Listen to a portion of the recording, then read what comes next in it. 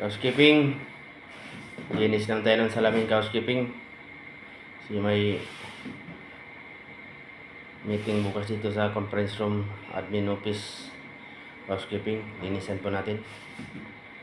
Ganito po palagi trabaho ko, housekeeping, taga-punas, salamin, lamisa.